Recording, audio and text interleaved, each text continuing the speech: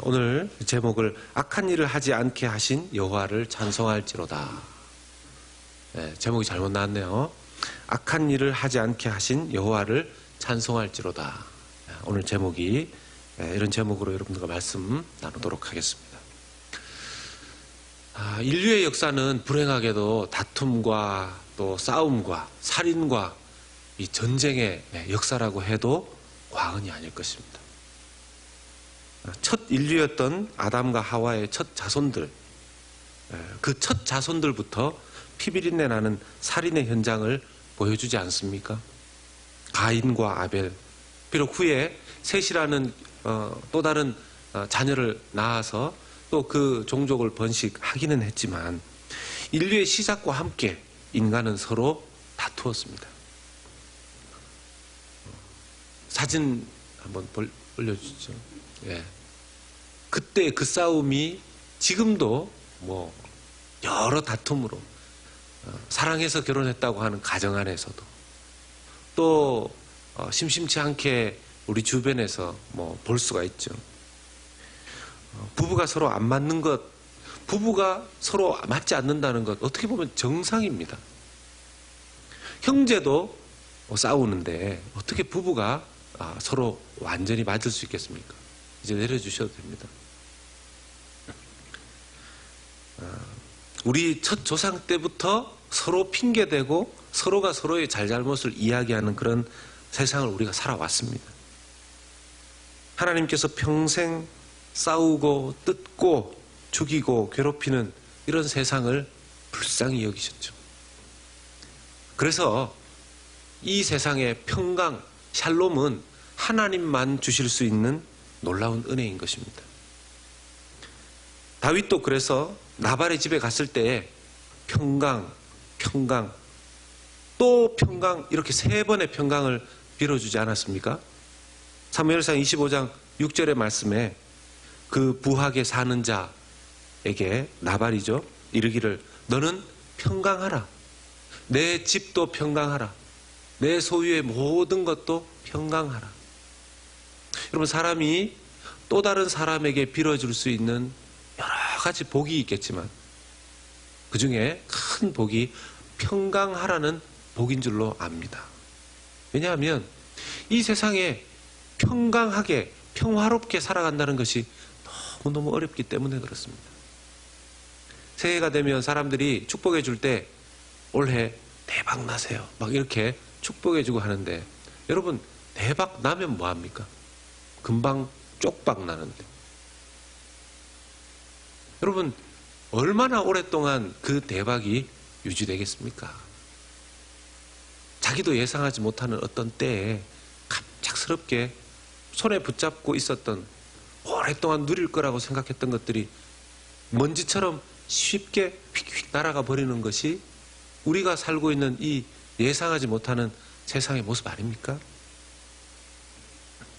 그렇게 평강을 빌어주었으면, 3번씩이나 완벽한 평강을 빌어주었으면, 최소한 양심이 있으면 이 사람 나에게 이렇게 축복을 빌어주는 거 보니 내가 이번에 추수한 것 중에서 일부라도 좀 나누어야 되겠다 하는 게 사람인데, 나발은 그렇지 않았습니다.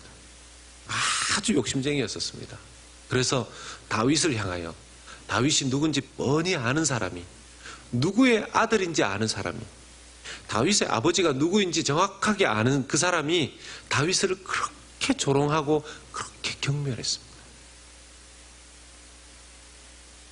다윗의 평강이 깨져버린 거죠.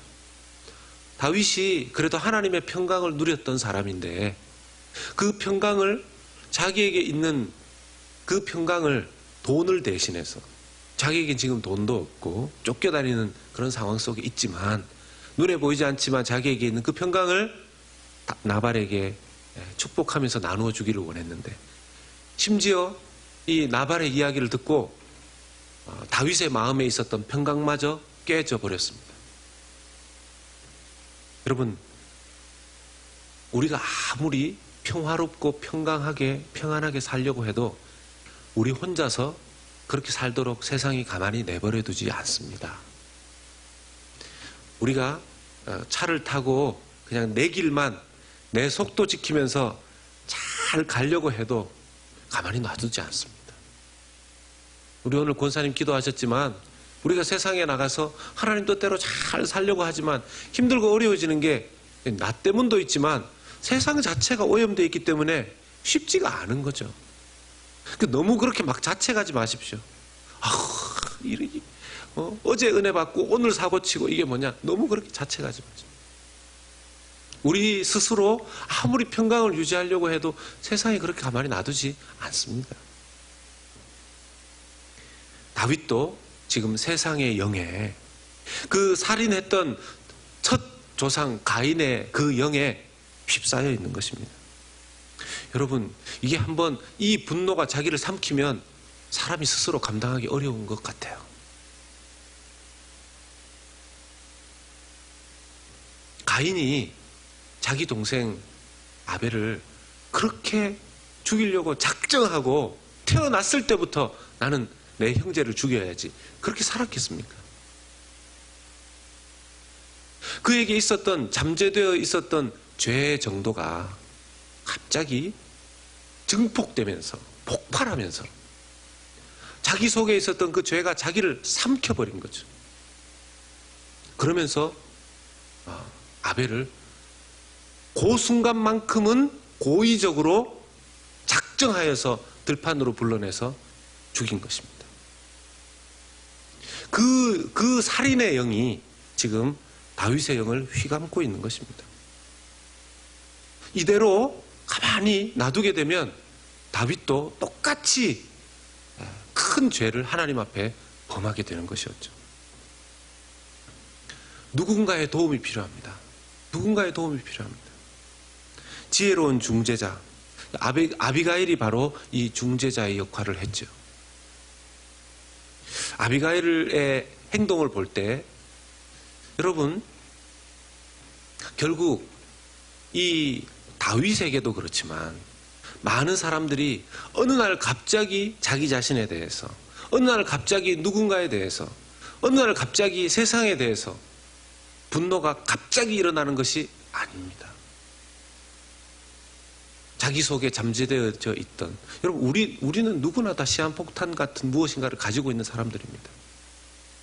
그런데 그 시한폭탄과도 같은 우리의 죄성을 성령의 다스림 속에 계속 두게 되면, 성령께서 우리를 다스리는 사람이 되는가 하면 자꾸만 그 분노를 키우고 끄집어내는 그런 생각들을 가지게 되면 언젠가 그것이 또다시 마치 한 그루의 나무를 심어 그것이 자라나면 처음에 그 뿌리에 있는 해당되는 열매를 맺듯이 열매 맺게 되는 것이죠. 야고보서 3장 18절의 말씀은 이걸 아주 독특하게 표현하고 있습니다. 화평하게 하는 자들은, 아비가일처럼 화평하게 하는 자들은 무엇을 심는다고요? 지금 저기 앞은 보고 계시는 거죠. 네. 화평하게 하는 자들은 무엇으로 심는다고요? 화평으로 심어 의의 열매를 거둔다고 그랬습니다. 저 화평이 바로 샬롬이지요. 여러분, 누군가를 중재하고 이 세상을 샬롬으로 만들고 싶다라면 우리는 계속 무엇을 심어야 되겠습니까? 화평을 심어야 될 것입니다. 이것이 그나마 이 오염되고 죄악된 어두운 세상에 우리가 할 수 있는 일일 것입니다. 누군가를 중재할 때 자칫 잘못하면 너도 틀렸고 이러면요, 나중에 그 두 사람이 중재하려는 그 사람한테 달려들어요. 네가 뭔데? 너도 틀렸다 그래요.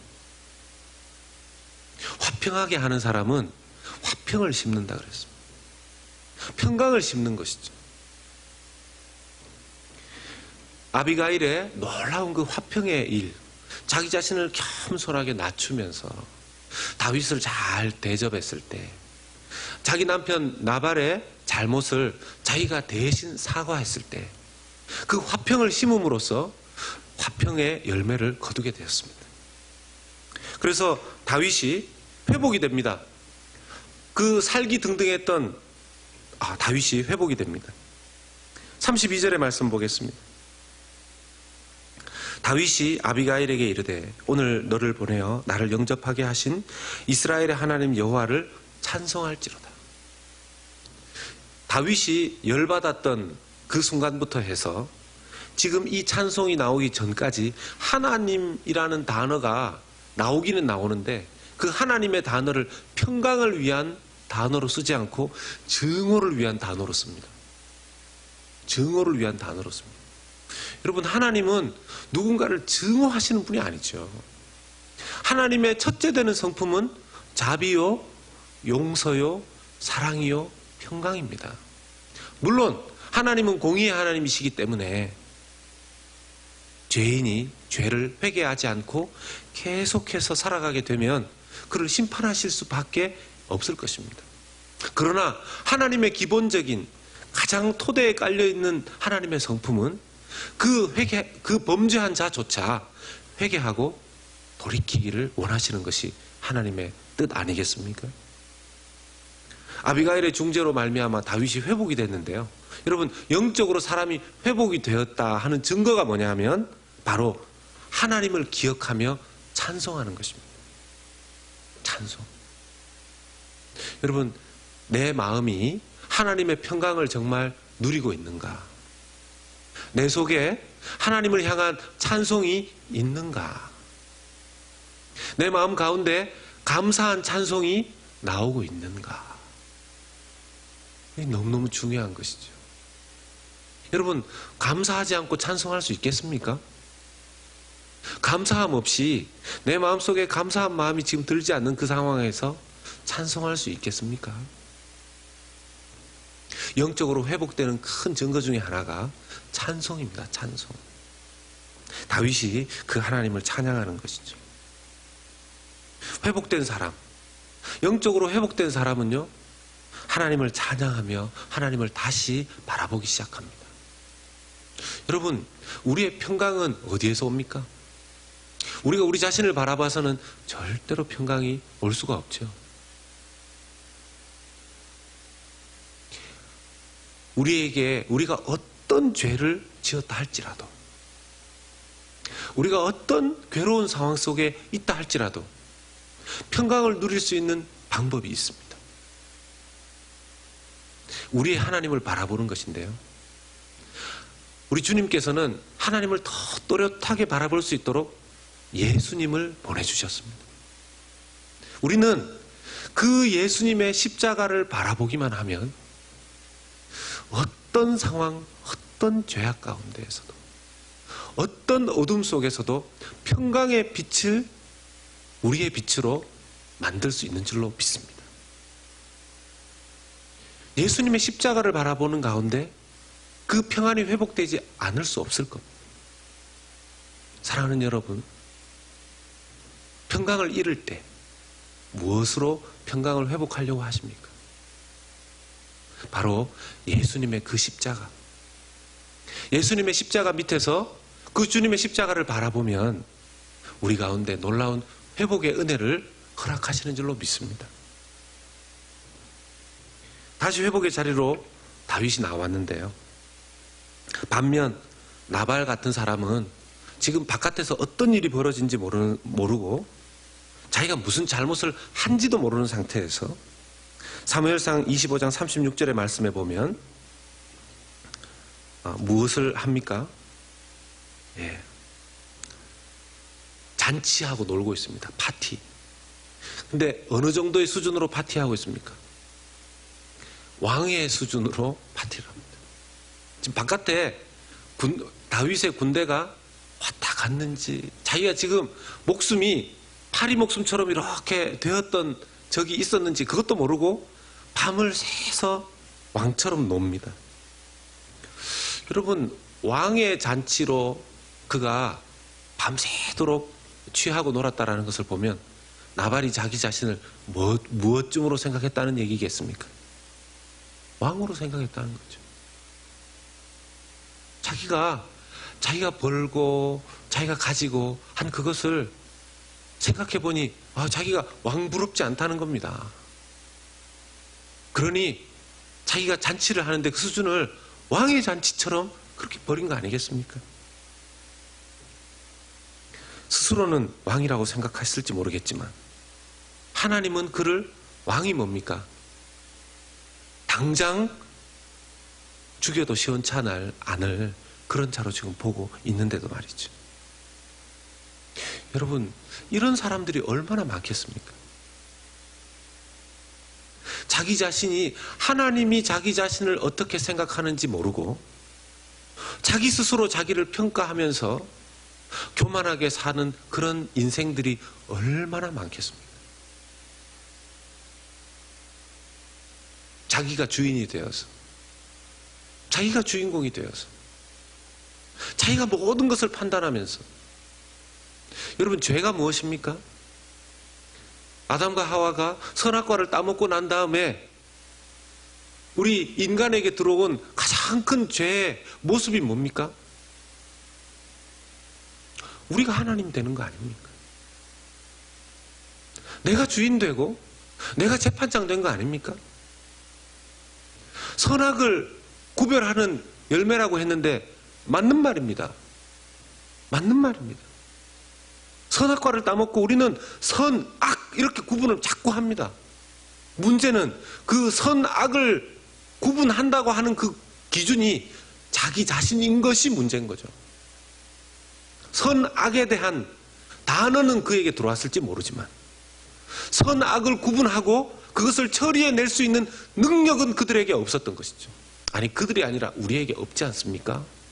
하나님은 선한 자에게 선을 베풀고 악한 자에게는 하나님 돌이키고 회개할 수 있는 그런 기회를 주시는 분입니다. 그래서 성경에서 악한 자에게 대하시는 하나님의 모습과 선한 자에게 대하시는 하나님의 복이 다릅니다.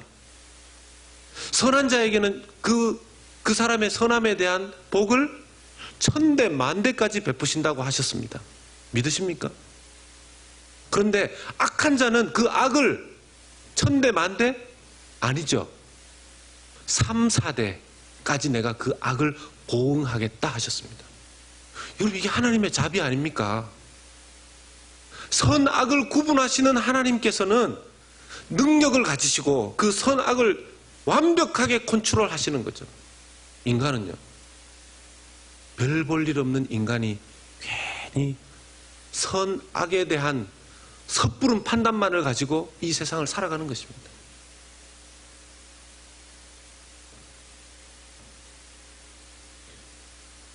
다음날 아침에 아내 아비가일로부터 그 이야기를 듣고 나서 들어누웠습니다. 술이 깨고 보니까 지난밤에 엄청난 일이 있었거든요. 정확하게 열흘 후에 하나님께서 그를 치셔서 나발이 죽었습니다. 어떤 분들은 이런 장면을 보면서 나발이 이렇게 잘못한 건 사실이지만 이렇게 하나님께서 치실 만큼, 쳐서 죽을 만큼의 잘못이었는가? 하나님의 기준에서는 기름 부음 받은 자를 그렇게 조롱하고 경멸한 것이 그만큼의 죄였었나 봅니다. 어쨌든 그 기준은 하나님의 기준이니까 저는 정확하게 잘 모르겠는데요, 하나님께서 기회를 안 주신 것은 아니었습니다. 자기가 잘못했으니 알아눕지 않았겠습니까? 그리고 며칠 동안 알아누웠다 그랬습니까? 열흘 알아누웠습니다. 여러분, 사람이 이렇게 많이 아플 때는 자기도 좀 돌아보고 하지 않습니까? 여러분, 열흘을 누워있어 그 기간 동안 하나님 앞에 그가 회개했다면 하나님께서 그를 죽이시기야 했겠습니까? 열흘의 기회가 주어졌음에도 불구하고 그는 회개하지 않았습니다. 여러분, 이것이 정말 큰 죄인 것입니다. 죄를 짓지 않는 사람은 없습니다. 죄를 하나님 앞에 회개하지 않는 것이 정말 죄인 것이죠. 우리 중에 죄와 완전히 단절되어져서 나는 죄와 상관이 없고 나는 죄를 한 번도 지은 적이 없다. 나는 죄에 노출도 되어 있지 않다. 그런 분 혹시 계십니까? 비록 우리가 하나님 앞에 의인이라고 의롭다 함을 받기는 했지만 여전히 우리는 죄성이 있는 사람들입니다. 그래서 우리 속에 우리도 모르는 사이에 그 죄성이 올라오게 될 때는 우리 스스로 낙담하는 것이 나가 아니라 하나님 앞에 회개하는 것이 하나님의 뜻 아니겠습니까? 마귀가 자주 사용하는 두 가지의 방법이 있다고 하지 않습니까? 우리 아마 시편 하시면 구역 모임 때 나눔도 하시고 하실 건데 첫 번째 마귀의 이 전략이 목표가 낙담입니다. 절망입니다. 절망.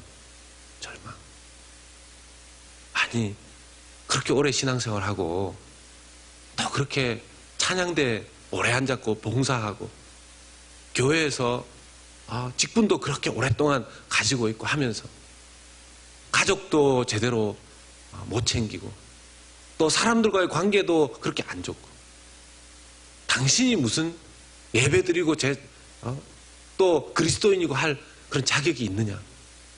이렇게 계속 찌릅니다. 찔러요. 그럴 때 내가 이렇게 죄인이구나. 나는 자격이 없지. 그래. 이번 기회에 다 정리하고 저 산으로 들어가자. 좋은 절이 있다는데 이러시면 안 된다는 거죠. 하나님께서 우리에게 원하시는 것, 이미 우리가 죄인이었을 때 우리를 사랑하셨습니다. 우리의 의로움을 보고 우리를 구원하신 것이 아니지 않습니까?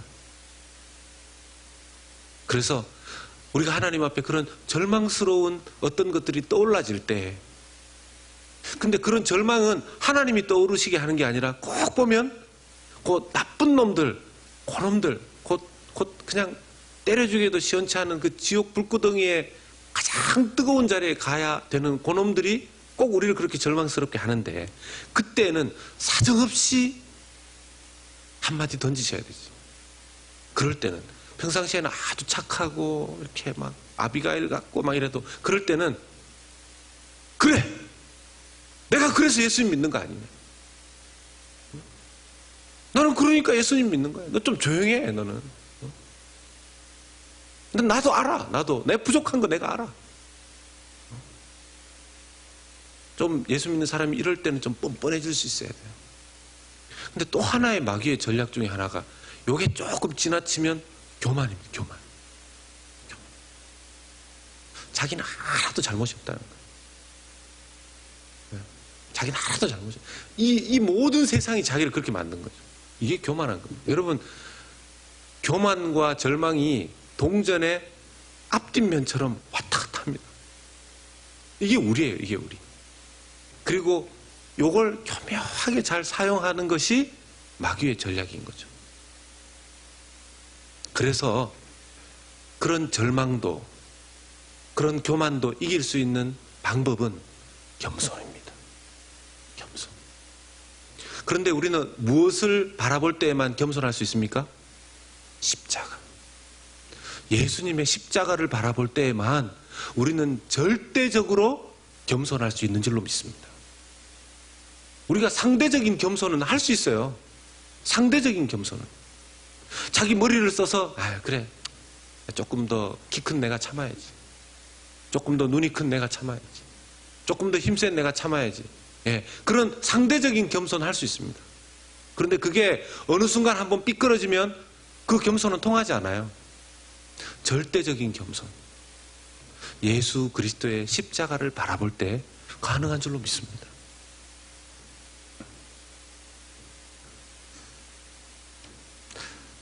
회개하지 않은 채로 세상을 떠난 이 불쌍한 나발, 그런 의미에서 여러분, 회개는 우리가 죄를 지어서 또 회개하네, 또 회개하네 이럴 것이 아니라, 따라서 하십시다. 회개는 하나님께서 주신 선물입니다. 회개는 우리 죄인에게 주신 하나님의 놀라운 선물이에요.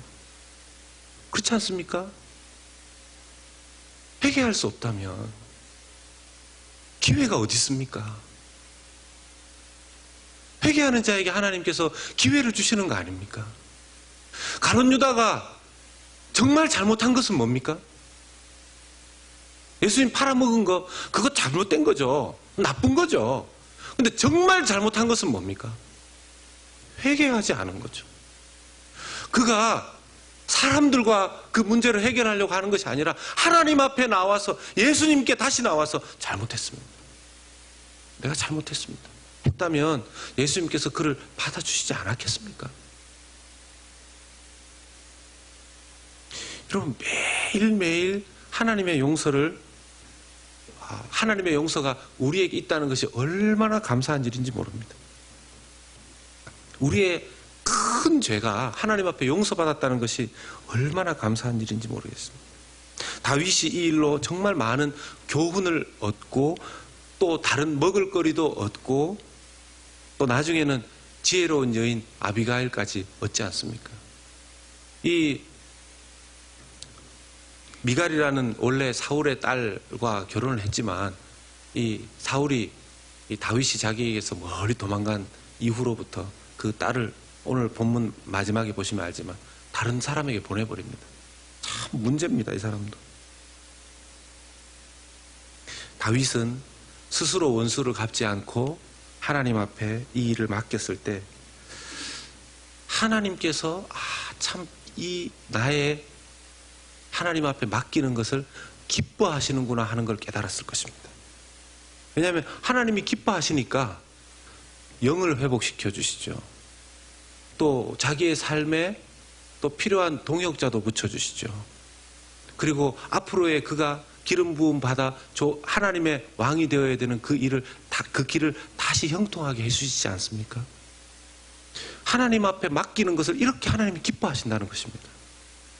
로마서 12장 19절에 내 사랑하는 자들아, 우리 같이 한번 읽어볼까요? 시작. 내 사랑하는 자들아, 너희가 친히 원수를 갚지 말고 하나님의 진노하심에 맡기라. 기록되었으되 원수 갚는 것이 내게 있으니 내가 갚으리라고 주께서 말씀하시니라.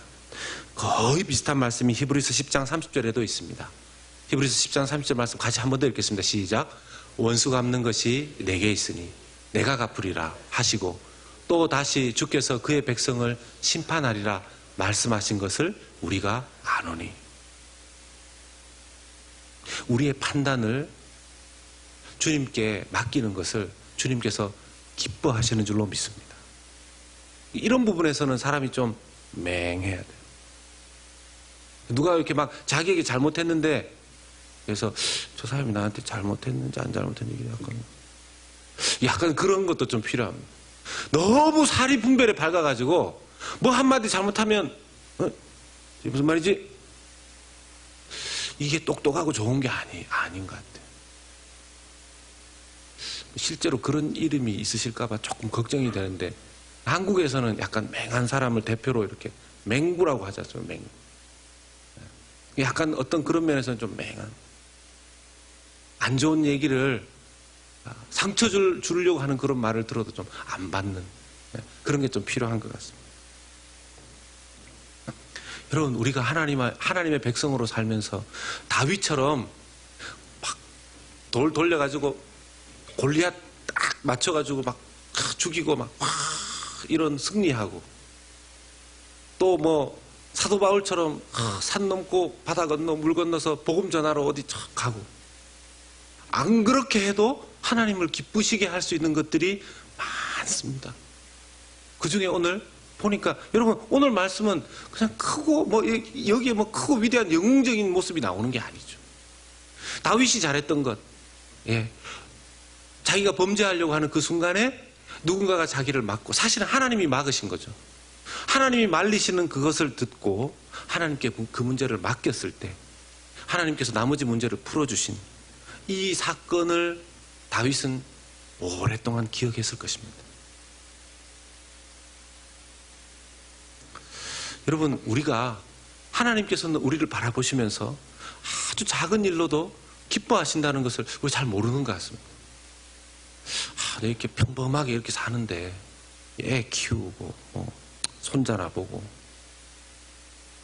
그냥 하루 이렇게 아침에 일어나서 똑같은 일 출근해서 이렇게 똑같은 거 하다가 오고 그러는데 이거 뭐 하나님 앞에 좀 크고 좀 좋은 귀한 걸 좀 해야 되는데 그렇지 않습니다. 어제 제가 사역반 하면서 우리가 그 수업 중에 그런 질문을 누가 하셨어요. 예수님 십자가를 굳이 안 지셨어도 예수님이신데 하나님 아들이시고 하나님이신데 굳이 그렇게 십자가를 지심으로 해서 예수님이 정말 얻으신 상은 무엇일까? 이런 질문을 우리가 좀 고민했었습니다. 뭐 여러 가지 대답들도 있고 생각들도 있었는데 그 중에 우리가 나누었던 예수님의 십자가 전과 십자가 후에 얻어진 예수님의 정말 큰 상, 물론 예수님이 하늘 보좌 우편에 원래 자기 자리로 돌아가신 것. 근데 그건 원래 자기 자리이기도 하지 않습니까? 근데 예수님에게 주어진 진짜 큰 상이 뭐겠습니까? 여러분들에게도 한번 여쭤보겠습니다. 어제 수업했었던 사역반들은 가만히 계시고 여러분들에게도 여쭤보겠습니다. 예수님이 십자가를 지신 이후에 예수님에게 주어진 상이 뭡니까? 네, 아시는데 대답을 안 하시죠. 따라서 하십시다. 나. 안 하시기로 작정하셨어요. 저 말고요. 저도 포함되지만 따라서 하십시다. 내가 예수님의 십자가의 상급입니다. 여러분, 저와 여러분이 예수님의 십자가를 지셨던 그 일에 대한 예수님에게 주어진 면류관이 있고 상급이 있다면 저와 여러분들인 줄로 믿으시기를 축복합니다. 믿으십니까?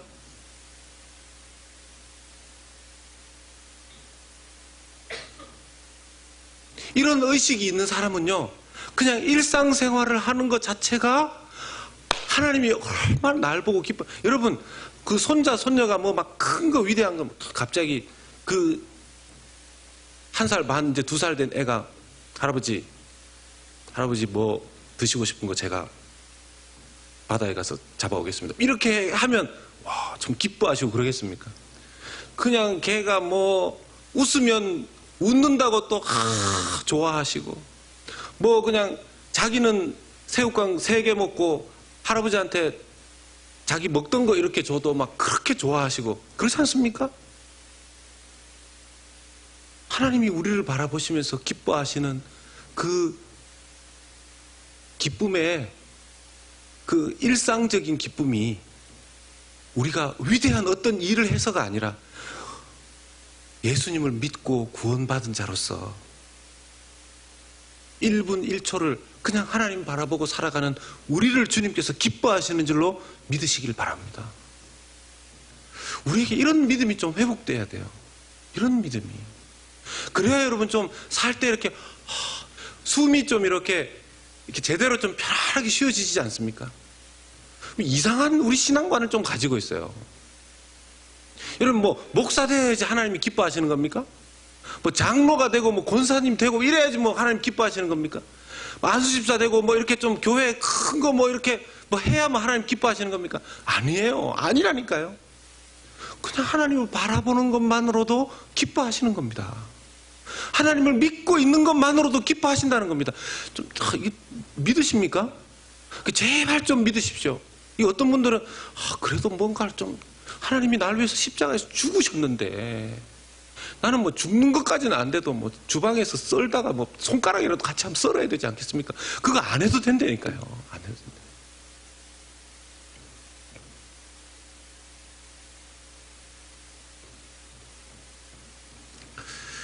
마지막으로 아쉬운 것이 있다면 다윗의 오늘의 모습 속에서 좀 아쉬운 것이 있다면 이제 첫째 아내 미갈이 이렇게 다른 사람에게 뭐 보내지니까 어쩔 수 없이 아비가일이 첫째 아내가 되는 겁니다. 첫째 아내가.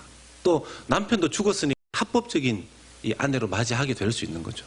문제는 곧바로 아히노암이라는 여인을 또 결혼을 하게 됩니다. 성경 속에서는 지금 오늘 본문 속에서는 이 일이 그냥 아비가일을 아내로 맞았고 또 이스라엘 아히노암이라는 여인을 아내로 맞았더라 이러면서 그냥 지나가거든요. 근데 여러분, 우리가 알고 있는 하나님의 원리는 한 남자와 한 여자가 결혼하는 거 아니겠습니까? 이건요, 구약에서 분명히 하나님이 창조의 원리로 그렇게 만드신 겁니다. 하나님이 비록 이게 그냥 뭐 사람을 당장 다윗을 야 이 녀석아 정신 차려 이렇게 할 만한 그 정도의 막 그 죄는 아니었다 할지라도 이 죄는 하나님의 뜻을 원리를 어긋나게 한 죄는 나중에 사달이 나고 맙니다. 어떻게요? 저 아히노암의 아들이 누구냐 하면 암논입니다. 암논.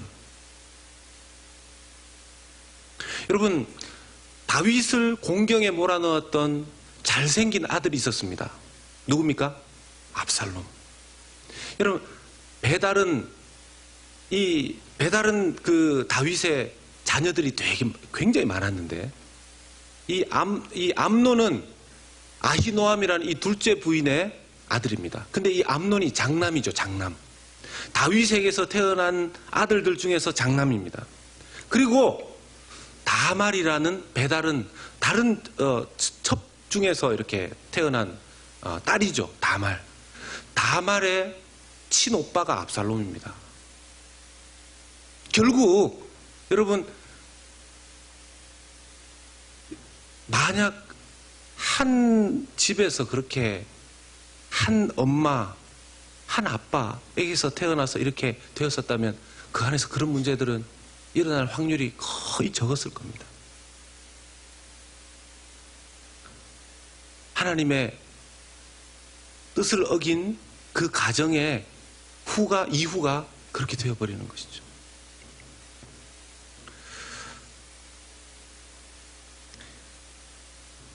사랑하는 여러분, 우리의 믿음이 크고 위대한 것으로 하나님을 기쁘시게 하는 것이 아니라 일상생활 속에서 우리가 하나님을 잘 믿고 있는 것만으로도 하나님 우리를 기뻐하신다고 하였습니다. 거기에는 플러스 우리의 일상생활 안에서 신실하게 하나님을 따르는 삶을 살아가야 된다는 것을 함께 포함하는 것입니다. 그것이 무엇이겠습니까? 날마다 주님과 동행하는 것. 자기의 삶의 자리에서 하나님과 함께하는 것. 성령님의 인도를 받는 것. 주님의 말씀과 동행하는 삶이 바로 그런 삶이 되는 것입니다. 여호수아 1장 8절에 우리가 잘 아는 말씀 있지 않습니까? 같이 한번 읽어보겠습니다. 시작. 이 율법책을 내 입에서 떠나지 말게 하며 주야로 그것을 묵상하여 그 안에 기록된 대로 다 지켜 행하라. 그리하면 내 길이 평탄하게 될 것이며 내가 형통하리라. 아멘. 여러분 믿으십니까? 오늘 결론의 말씀으로 이 말씀을 우리가 함께 붙잡기를 원합니다. 주야로 하나님의 말씀이 우리에게서 떠나지 않을 때, 여러분 매일매일 우리의 삶에서 너무나 쉽게 우리의 발걸음이 미끄러지려고 한단 말이죠. 우리의 발걸음 너무 쉽게 미끄러지려고 하지 않습니까? 그럴 때마다 일상의 삶 가운데에서 우리를 지켜주는 것은 다름이 아니라 따라서 하십시다. 하나님의 말씀. 올 한 해 제가 이 하나님의 말씀을 계속해서 강조하려고 합니다. 말씀이 그냥 우리 안에 꽉꽉 채워지도록, 이 제가 바른 그 예인지 모르겠는데 제가 확인해 보진 않았지만 대략은 맞는 것 같아서 말씀드려 봅니다.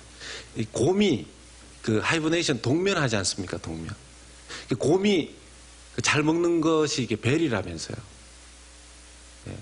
베리를 아주 베리 좋아하는데, 예. 이게 깨어나시라고 농담한 건데 이럴 때는 안 웃으시고, 하여튼 그 큰 덩치의 베어가, 그 곰이 그 블루베리나 이런 것들을 동면하기 직전에 계속 먹는다는 거 아닙니까? 이만큼 채워서. 그러니까 이 동면에서 깨어난 곰을 만나는 게 그렇게 무섭다 그러더라고요. 배가 고픈 상태에서 막 그럴 때는 아무거나 해칠 수도 있으니까. 근데 이제 동면에 들어가기 위해서는 자기 속을 그 베리로 가득 채우니까, 얘가 이제 그때쯤 되면 아마 그런 곰을 잡아먹으면 참 죄송합니다. 제가 드리려고 하는 말씀은 좀 예가 좀 그렇지만 우리 속에 말씀을 좀 꽉꽉 채워놨으면 좋겠다 하는 것입니다. 여러분 아멘이십니까? 우리 한번 노력해 보시겠습니까? 우리 찬송가 430장입니다. 우리